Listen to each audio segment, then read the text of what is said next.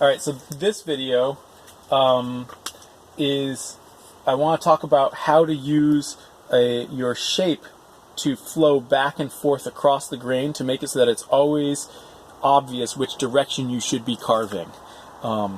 If you are carving and your knife seems to be ripping or tearing the grain as opposed to cutting it cleanly, that's a sign that you need to be carving in the opposite direction.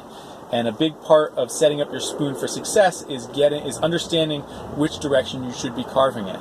Another big part of setting your spoon up for success is designing a spoon shape that will carve easily. And usually what that means is designing a shape that has tapers. So you'll notice on my spoon, typically the back of the handle is wider than the neck.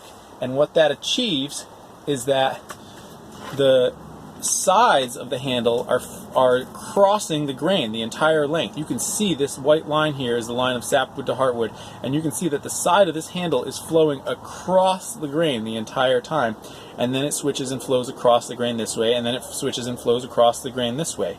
So with this spoon shape, it is very easy to set it up. As long as the center line of the handle is lined up with the grain, it's easy to have even the slightest flare in the handle allow that shape, that outline to cross the grain, which then makes it really obvious and cleanly cutting in one direction only.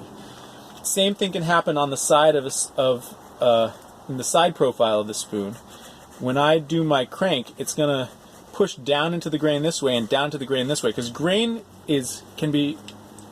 happens in both dimensions.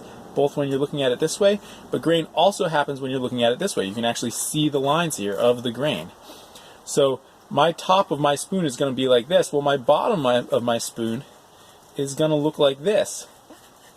And it's important to recognize that when you're carving the top and bottom of your handle and the top rim and the bottom of your bowl, that those lines also need to flow across the grain of the spoon.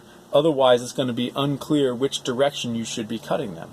As a general rule of thumb, if you set up your spoon like this within a block of wood so that the deepest part of the crank is down here, you're going to be carving down towards that deepest part on the top of the spoon and away from the deepest part on the bottom of the spoon. But setting your spoon up so that the handle is not just lined up exactly with the grain is important. You want your handle lines in both dimensions, this dimension and in this dimension, to flow across the grain at least a little bit, because that will mean that it will carve really cleanly and easily.